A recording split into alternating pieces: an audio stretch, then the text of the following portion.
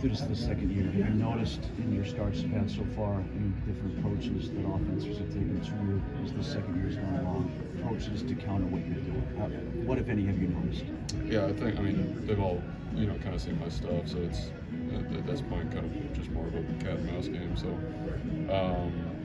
over the course of the last season, we probably saw every approach that they could have, and now it's just a matter of recognizing it when we get into the game. Specifically for the Cubs, they saw you 4 times. Did you start to feel that track, say, by the 4th time you played them? Yeah, but we adjusted. We'll do the same, as we go forward. How do you enjoy the cat and mouse challenge that comes with this? Yeah, I mean, it makes it fun. As part of that balance, expanding your arsenal versus leaning into what you do best is part of that fine line. Is this there? Yeah, I mean, at the end of the day, you got to do what you do well. It's, you can pitch to their weaknesses all you want, but you got to kind of default to your own strengths. So, you can add stuff, but it's just about how you use it all together. How early in the time frame between outings does your scouting and prep start for the next lineup you're going to face? Does it start like the day after you pitch, or do you kind of just get your body right and then kind of lock into a game plan closer to your start day? Yeah, I mean, really, once you get done with the start, it's, season moves too fast for you to get caught up on your last start, good or bad. So you gotta move on pretty quick. But do you start like when you finished against the Dodgers Friday? Like how long or how early was it until you got to game planning for the Cubs? It depends. Sometimes it'll be the day after, sometimes 3 days after. But yeah, no more than 2 days probably. What goes into that decision of like when to start scouting them and preparing? How many days I have in between starts? What does the collaboration look like ultimately, just on a week-to-week basis between you and whoever's catching you?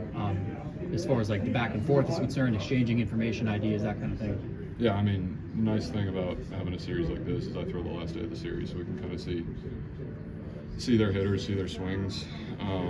Obviously, the guys that they're facing are not.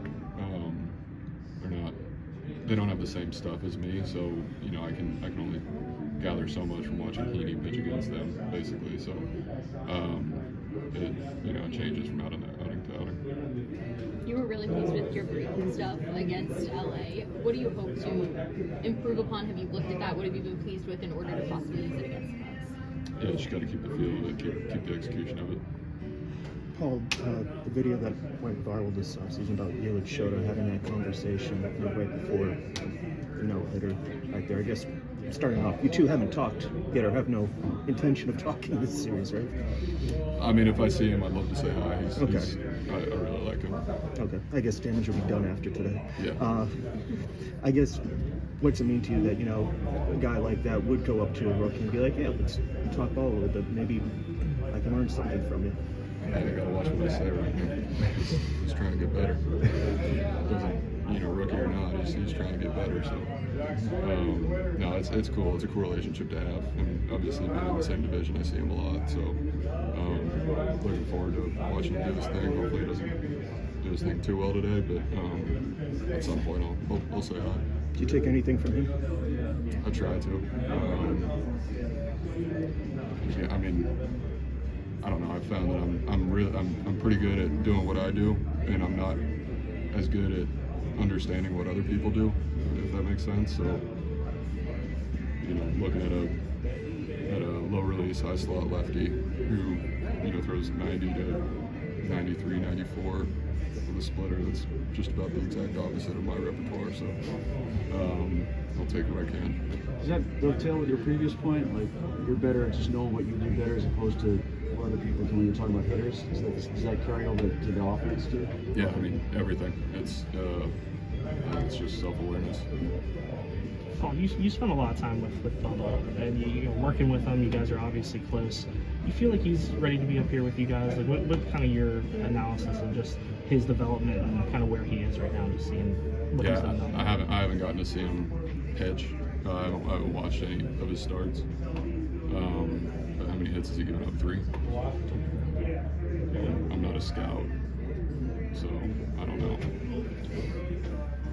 You looking forward to being in the same rotation as him? Yeah, I mean, it's I mean he's my buddy, you know, obviously. So looking forward to being with him every day, whenever that is. He's gonna bring a lot to the staff, so I'm fired up to see that. So yeah, I'm excited. Mentality-wise, do you think he's ready? Yeah.